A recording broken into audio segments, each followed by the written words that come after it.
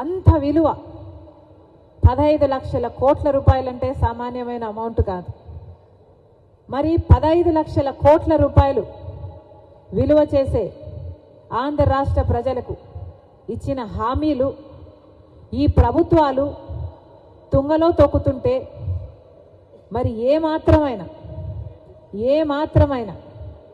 ఆంధ్ర రాష్ట్ర ప్రజలకు కనీసం పోరాడాలి, కొట్లాడాలి, సాధించాలి అనైనా ఈరోజు కనీసం ఆ మినిమం మోటివేషన్ కూడా లేదు అంటే అసలు అధికారపక్షమైన పాలకపక్షమైన ఈ అంశాలను ఎంతగా నీరుగార్చారో మనం అర్థం చేసుకోవాలి.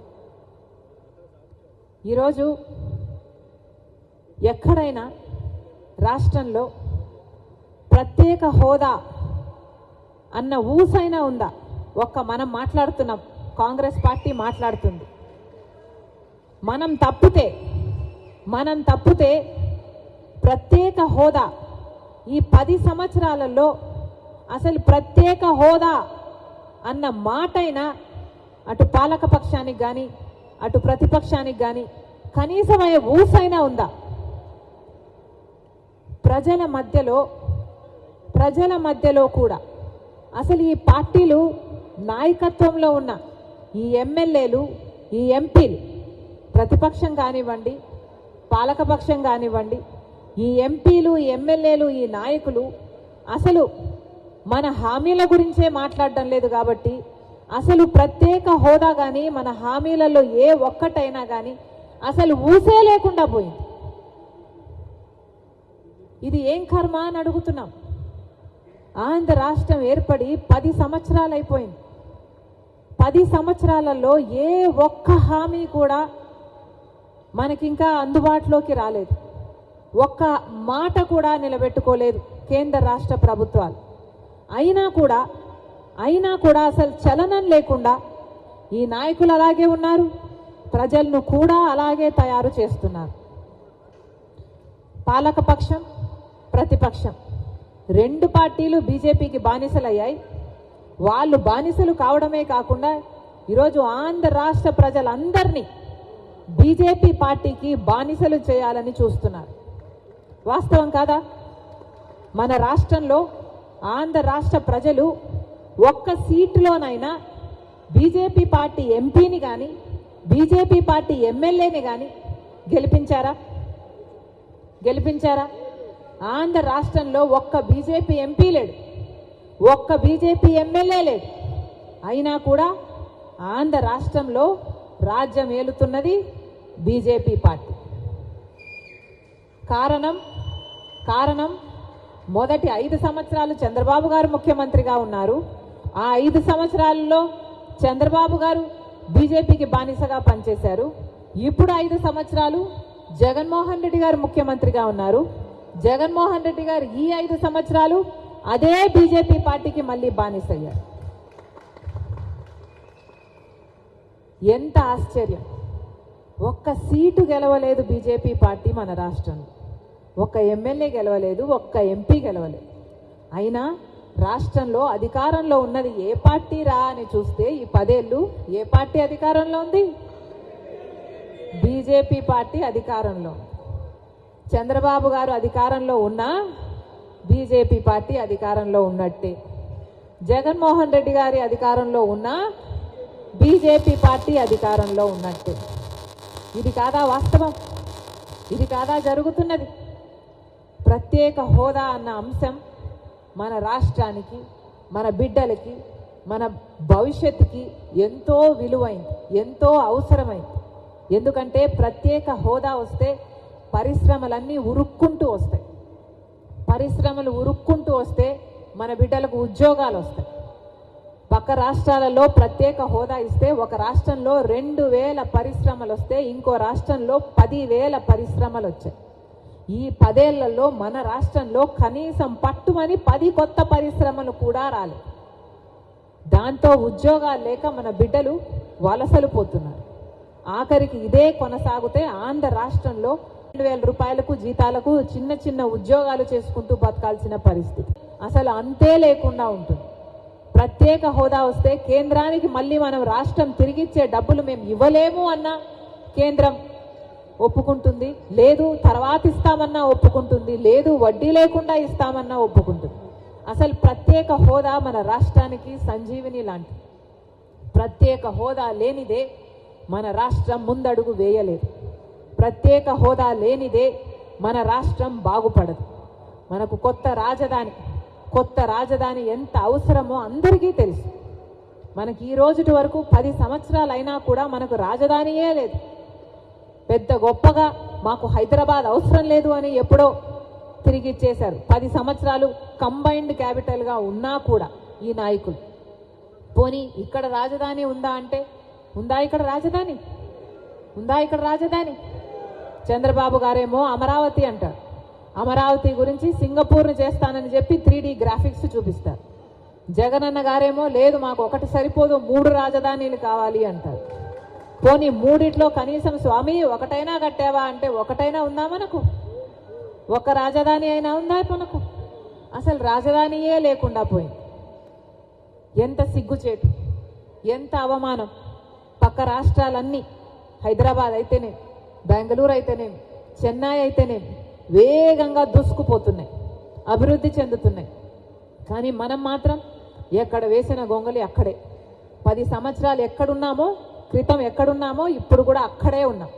దాంతో పక్క రాష్ట్రాలన్నీ ముందుకు పోతుంటే మనం మాత్రం అక్కడే ఉన్నా కూడా టెక్నికల్గా మనం 25 సంవత్సరాలు వెనక్కి వెళ్ళినట్టు. ఇది మన పరిస్థితి. ఇది ఈరోజు పరిస్థితి. ప్రత్యేక హోదా ఒకరేమో కాంగ్రెస్ పార్టీ 5 సంవత్సరాలు ఇస్తే 5 సంవత్సరాలు సరిపోదు మేము 10 సంవత్సరాలు ఇస్తాము అని మోడీ మన తిరుపతిలోనే ఆంధ్ర రాష్ట్ర ప్రజలకు మాటిచ్చారు. 10 సంవత్సరాలు ఇస్తాను, మీ బాధ నాకు అర్థమవుతుంది, మీ ఆవేదన నాకు అర్థమవుతుంది, నేను ఆంధ్రప్రదేశ్ రూపురేఖలనే మారుస్తాను, ఢిల్లీ నగరాన్ని తలతన్నే రాజధాని కడతాను, పెద్ద పెద్ద మాటలు చెప్పారు. తీరా ఎలక్షన్లు అయిపోయాక ఏమైందిరా అంటే ఒక్కటి కూడా నిలబెట్టుకోలేదు మోడీ గారు. చంద్రబాబు గారేమో మాకు సర్దుకోవడానికే సరిపోతుంది, మాకు 5-10 ఏళ్ళు, మాకు 15 ఏళ్ళు కావాలి అన్నాడు ప్రత్యేక హోదా. మళ్ళీ ఏమైంది? అందుకోసమే పొత్తు పెట్టుకుంటున్నానని చెప్పారు. తీరా చూస్తే చంద్రబాబు గారు క్యాబినెట్ మినిస్ట్రీలు కూడా తీసుకున్నారు, బీజేపీతో డ్యూయెట్లు పాడుకున్నారు, 5 సంవత్సరాలు శుభ్రంగా ఉన్నారు. ఆ రోజుల్లో ఎవరైనా ప్రత్యేక హోదా గురించి మాట్లాడినా కూడా చంద్రబాబు గారు వాళ్ళ మీద కేసులు పెట్టాడు, జైల్లో పెట్టాడు. ఆ రోజుల్లో జగన్మోహన్ రెడ్డి గారు ప్రతిపక్ష పార్టీ నాయకుడు. ప్రతిపక్ష నాయకుడిగా జగన్మోహన్ రెడ్డి గారు నిరాహార దీక్షలు చేశారు. మూకుమ్మడి రాజీనామాలు చేద్దాము అన్నారు. మూకుమ్మడి రాజీనామాలు చేస్తే మనకు ప్రత్యేక హోదా ఎందుకు రాదో చూద్దాము అన్నారు. తీరా చూస్తే జగనన్న ముఖ్యమంత్రి అయ్యాక ఎంతమంది రాజీనామాలు చేశారు? మూకుమ్మడి రాజీనామాలు చేశారా? ఒక్కరైనా రాజీనామాలు చేశారా? ఒక్క నిజమైన పోరాటమైనా చేశారా? ఒక్కటి కూడా చేయలేదు. ఒక్క రోజు కూడా ప్రత్యేక హోదా ఊసే లేకుండా చేశారు. ఆఖరికి 10 ఏళ్ల తర్వాత చరిత్ర, 10 ఏళ్ల తర్వాత మనం ఎక్కడున్నాం రా అని చూసుకుంటే 10 ఏళ్ళయింది.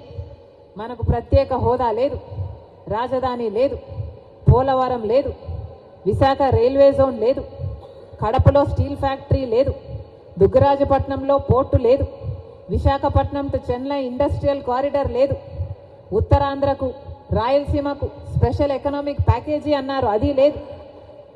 రీఆర్గనైజేషన్ యాక్ట్లో పెట్టిన ఒక్కటి కూడా మనకు నెరవేర్చలేదు. మన కర్మ కాకపోతే బీజేపీ పార్టీ మనకు ఒక్క వాగ్దానం కూడా నిలబెట్టుకోకపోయినా కూడా ఈ ప్రతిపక్షం, ఇటు పాలకపక్షం అదే బీజేపీ పార్టీతో డ్యూయెట్లు పాడుతున్నాయి, అదే బీజేపీ పార్టీతో పొత్తులు పెట్టుకున్నాయి. ఈ పొత్తులు సామాన్యమైన పొత్తులు కాదు. ఈ పొత్తులు ఎవరికి కనిపించని పొత్తులు. ఈ పొత్తులు అక్రమ పొత్తులు. ఈ పొత్తులు రహస్య పొత్తులు. కానీ పొత్తులు ఉన్నాయి అన్న మాట వాస్తవం. ఎందుకంటే బీజేపీకి ఇన్ని సంవత్సరాలు, ఈ 10 సంవత్సరాలు బీజేపీ పెట్టిన ప్రతి బిల్లు ఈ పార్టీ అయినా వెనకేసుకుంటూనే వచ్చారు. ఆఖరికి వాళ్ళు ఏ పదవి అడిగినా ఇస్తారు, ఏ ప్రాజెక్ట్ అయినా వాళ్ళ బిజినెస్ మెన్లకు ఇస్తారు. ఆఖరికి చూస్తే మణిపూర్ ఘటనలో కూడా క్రైస్తవులను చంపేస్తున్నా, కోసేస్తున్నా, మెడలు కోసేస్తున్నా కూడా జగనన్న గారు క్రైస్తవుడు అయ్యుండి కూడా మణిపూర్ ఘటనలో ఒక్కసారైనా బీజేపీ పార్టీని ఎదిరించలేరు అంటే ఇక ఇది బానిసత్వం కాకపోతే ఇక ఏమిటి అని అడుగుతున్నాం. ఎందుకు మీరు ఇంతగా ఊడిగలు చేస్తున్నారు బీజేపీ పార్టీకి? బీజేపీ పార్టీ మనకు ఒక్క వాగ్దానమైనా నిలబెట్టుకుంటే మీరు ఆ పార్టీతో పొత్తులు పెట్టుకున్న అర్థం ఉంది. బీజేపీ పార్టీ మనకు పోలవరం ప్రాజెక్ట్ ఇవ్వలేదు, రాజధాని ఇవ్వలేదు, ప్రత్యేక హోదా ఇవ్వలేదు. ఒక్కటంటే ఒక్క మాట కూడా నిలబెట్టుకోకపోయినా ఈరోజు అదే బీజేపీ పార్టీకి వాళ్ళు బానిసలు కావడమే కాకుండా ఆఖరికి ఆంధ్ర రాష్ట్ర ప్రజలు అన్ని బానిసలను చేయాలని చూస్తున్నారు. అందుకే చెప్తున్నాం, ఈరోజు కాంగ్రెస్ పార్టీ ప్రతి నాయకుడు, ప్రతి కార్యకర్త ప్రజల్లోకి తీసుకువెళ్లాల్సిన విషయం బీజేపీ పార్టీతో వైసీపీకి, తెలుగుదేశం పార్టీకి ఉన్న అక్రమ పొత్తుల గురించి. బీజేపీ అంటే రాష్ట్రంలో, కేంద్రంలో, దేశంలో బీజేపీ అంటే బీజేపీ పార్టీ ఏమో కానీ మన రాష్ట్రంలో మాత్రం బీజేపీ అంటే బాబు, జగన్, పవన్. బి అంటే బాబు, జే అంటే జగన్, పి అంటే పవన్. మన రాష్ట్రంలో మాత్రం బీజేపీ ఎక్కడో లేదు, వీళ్ళ అవసరమే లేదు. ఎందుకంటే బీజేపీయే వీళ్ళు బీజేపీలో ఉన్నారు. జగనన్న గారు బీజేపీలో ఉన్నారు, చంద్రబాబు గారు బీజేపీలోనే ఉన్నారు, జనసేన పవన్ కళ్యాణ్ గారు కూడా బీజేపీలోనే ఉన్నారు. మనం ప్రజల్లోకి ఈ విషయం గట్టిగా తీసుకువెళ్ళాలి. వైసీపీకి వేసిన ప్రతి ఓటు బీజేపీ ఖాతాలోనే, టీడీపీకి వేసిన ప్రతి ఓటు బీజేపీ ఖాతాలోనే, జనసేన వేసిన ప్రతి ఓటు బీజేపీ ఖాతాలోనే. ప్రజలు తేల్చుకోవాలి, ఓటు ఎవరికి వేయాలి అని ప్రజలు తేల్చుకోవాలి. ప్రత్యేక హోదా ఇవ్వని వాళ్ళకి వేయాలా, ఇవ్వని బీజేపీకి వేయాలా, ఆ బీజేపీకి మద్దతు పలుకుతున్న వీళ్లకు వైసీపీకైనా టీడీపీకైనా జనసేనకి వేయాలా, లేకపోతే ప్రత్యేక హోదాను ప్రకటించడమే కాకుండా పోరాటం చేస్తున్న కాంగ్రెస్ పార్టీకి వెయ్యాలా? తెచ్చేదైనా ఇచ్చేదైనా ప్రత్యేక హోదా ఒక కాంగ్రెస్ పార్టీకే చేతనైతుంది అని ప్రజలకు మనం చెప్పాల్సిన అవసరం ఉంది, ప్రజల మధ్యకి తీసుకువెళ్లాల్సిన అవసరం ఉంది. ఎంత దురదృష్టం, 10 ఏళ్ల తర్వాత చూసుకుంటే అసలు ఊసే లేకుండా పోయింది, అసలు ఆ మాటే లేకుండా పోయింది. ప్రత్యేక హోదా అంటే అదేంట్రా అన్నట్టు చూస్తున్నారు చిన్నపిల్లలు. అంటే ప్రత్యేక హోదా అంటే ఇది, ప్రత్యేక హోదా వస్తే మనకు 15 లక్షల కోట్ల రూపాయలు విలువ చేస్తే లాభం వస్తుంది మన రాష్ట్రానికి అని ఎంతమందికి తెలుసు? ఎంతమందికి తెలుసు మన రాష్ట్రంలో? అసలు ఊసే లేకుండా పోయింది. అందుకే కాంగ్రెస్ పార్టీ ప్రత్యేక హోదా కోసం ఉద్యమించాలి అని నిర్ణయించుకుంది. ప్రత్యేక హోదా ఉద్యమాన్ని భుజాన ఎత్తుకున్న పార్టీ కాంగ్రెస్ పార్టీ. ప్రత్యేక హోదా కోసం ఉద్యమించకపోతే మన రాష్ట్రానికి ప్రత్యేక హోదా రాదు. ఇది మటుకు అందరూ రాసి పెట్టుకోవాలి. ప్రత్యేక హోదా కోసం ఉద్యమం జరగకపోతే ప్రత్యేక హోదా రాదు. ఈ 10 సంవత్సరాలు ఒక ఎమ్మెల్యే, ఒక ఎంపీ అయినా ప్రత్యేక హోదా కోసం పోరాటం చేసింది లేదు. కాబట్టే ప్రత్యేక హోదా ఊసేలేదు. ఈ 10 సంవత్సరాలలో ప్రత్యేక హోదా కోసం పోరాటం చేసే వాళ్ళే కరువు అయిపోయారు. ఎందుకంటే కాంగ్రెస్ పార్టీ అధికారంలో లేదు కాబట్టి ప్రత్యేక హోదా గురించి కాంగ్రెస్ పార్టీ మాట్లాడినా పట్టించుకునేవాడు లేకుండా. కాబట్టే